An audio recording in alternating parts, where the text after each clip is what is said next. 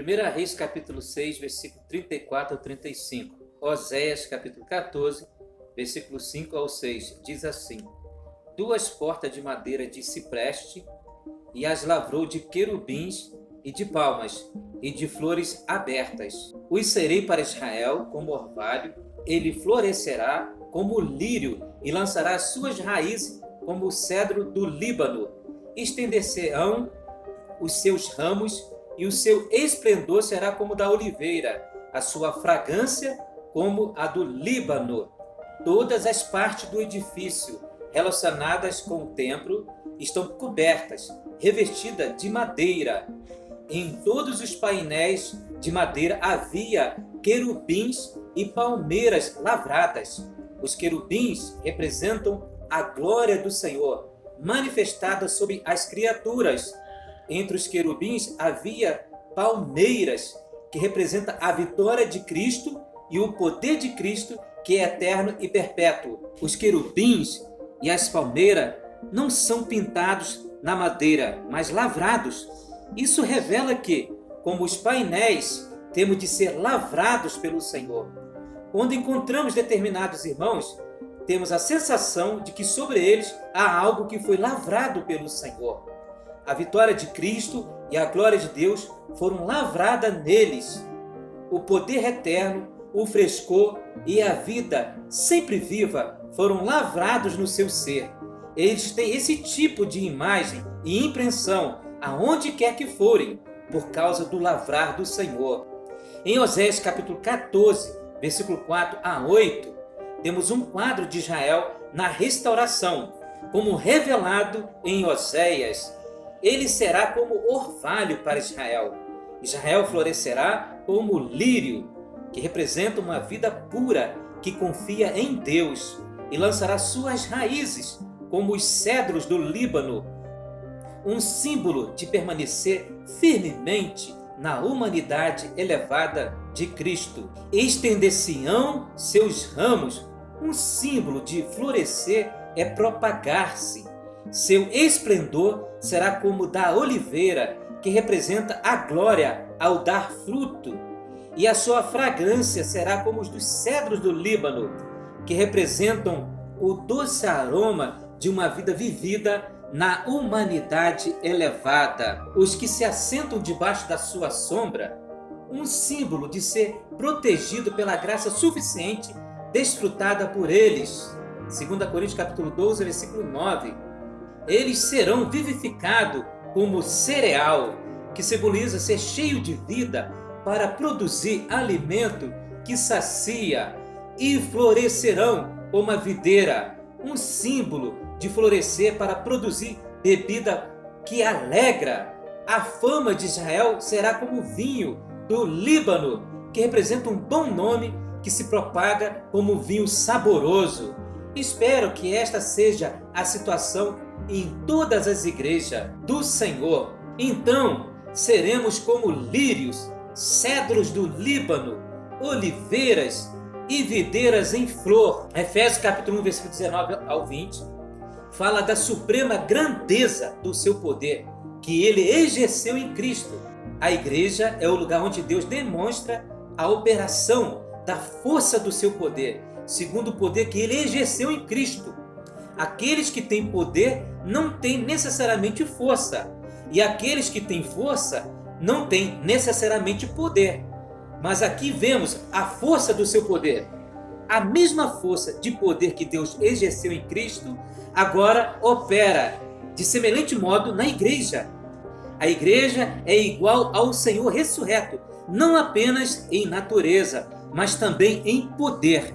Assim como Deus ultrapassou todos os obstáculos no Senhor, ele ultrapassa todos os obstáculos na igreja. Portanto, a igreja deve de ser igual ao Senhor ressurreto. Deve ser tão poderosa, tão livre e tão desimpedida como o Senhor é. A força do poder de Deus não operou apenas em Cristo, mas opera continuamente na igreja também. Hoje a igreja é o depósito e o armazém do poder de ressurreição. Hoje o mesmo poder de ressurreição opera em nós. Quando esse poder operou em Cristo, tornou a cabeça. Quando esse poder opera em nós, torna-nos o corpo. Toda essa simbologia encontrada no Antigo Testamento, que fala a respeito da edificação do templo de Deus naquela era, representa hoje, na era da igreja, no Novo Testamento, a edificação da casa de Deus, que somos nós. Tudo que está escrito na Bíblia não foi por acaso. Tudo tem um real sentido. Tudo faz parte do grande quebra-cabeça de Deus, do seu plano, da maneira de Deus fazer as coisas, da maneira de Deus alcançar a sua vontade suprema e eterna. E segundo a palavra de Deus, a vontade suprema de Deus é Cristo como cabeça e a igreja como corpo de Cristo, se fazendo um só. É trabalhar um Cristo elevado, que se tornou homem e conquistou para Deus e para nós uma humanidade de um homem inigualável, que nenhum outro homem poderia alcançar. Mas o Senhor Jesus viveu nessa terra. É Deus que se fez homem na pessoa do Senhor Jesus. E Jesus, como homem, viveu mesclado com Deus, com a divindade. E a humanidade de Cristo era tão livre, tão desimpedida, porque não havia nenhum embaraço na pessoa do Senhor. E Deus tinha livre acesso para poder mover e se mover na pessoa do Senhor Jesus, no homem Jesus. Através do Espírito que habita em nós hoje, é possível sim Deus também trabalhar algo desse Cristo para dentro de nós. É possível sim a igreja ganhar um pouco desse Cristo, ganhar um pouco da realidade do Senhor Jesus. Deus se mesclou totalmente com Cristo, ao ponto que a saliva do Senhor Jesus curava as pessoas.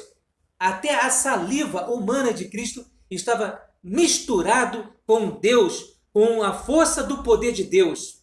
Hoje, o que está impedindo são os muitos problemas não resolvidos, coisas pendentes, coisas que entraram na igreja, que está entulhando a igreja. E assim Deus possa destruir, remover de nós tudo que é fantasioso, tudo que faz parte da vaidade desse mundo, tudo que faz parte da tradição religiosa. Precisamos deixar Deus quebrar as nossas próprias regras, os nossos próprios métodos, não confiar nessas coisas. Precisamos ser como o lírio, que representa uma vida pura, que confia totalmente em Deus. Precisamos abrir mão das muletas e dizer para o Senhor Jesus: Senhor Jesus, eu não quero um sistema me controlando, me ajudando a te buscar. Pelo contrário, Senhor, isso se tornou uma muleta na minha vida. Eu quero abrir mão dessas muletas, Senhor. Destrua toda a estrutura que está no meu coração para que eu experimente e tenha uma comunhão diretamente contigo. A tua palavra me garante que eu tenho livre acesso ao Santo dos Santos e que eu possa entrar nesse ambiente com intrepidez, com ousadia, pelo novo e vivo caminho que o Senhor nos consagrou através do teu sangue e o teu corpo partido na cruz. Louvado seja o nome do Senhor. Que Deus, por meio do seu Espírito Todo-Poderoso, possa fazer no nosso interior, no nosso coração, uma obra mais profunda. Que Ele venha nos cavar, remover pedras e espinhos do nosso ser, para que a obra de Deus não seja apenas superficial, mas que possamos ser lavrados, assim como os querubins eram lavrados e não pintados nas madeiras, praticamente em todo o templo. Isso mostra a necessidade de o Senhor fazer uma obra mais profunda no nosso ser. E não se conformar com este mundo, não se conformar com aparências, mas procurar viver uma vida autêntica no Senhor, uma vida digna do Senhor. Que o Senhor tenha misericórdia de todos nós. E que finalmente Deus possa encontrar nas nossas vidas, na vida de cada irmão que está ouvindo essa palavra, esse caminho, essa liberdade. Dê liberdade ao Espírito. Quanto mais liberdade dê o Espírito, mais você vai viver nele. Mais ele vai infundir Cristo em você e você jamais vai se apartar da centralidade do mover de Deus, da vontade eterna de Deus. Você vai estar caminhando em Cristo, pois ele é o verdadeiro caminho. Não caminha em atalhos. Não busca a maneira mais fácil, a maneira mais cômoda de fazer as coisas. Mas procura o Senhor, andar na presença do Senhor. Precisamos ser os crentes de hoje, os lírios do Senhor, os líbanos. Precisamos ser como a oliveira, que representa a glória ao dar fruto para a glória de Deus.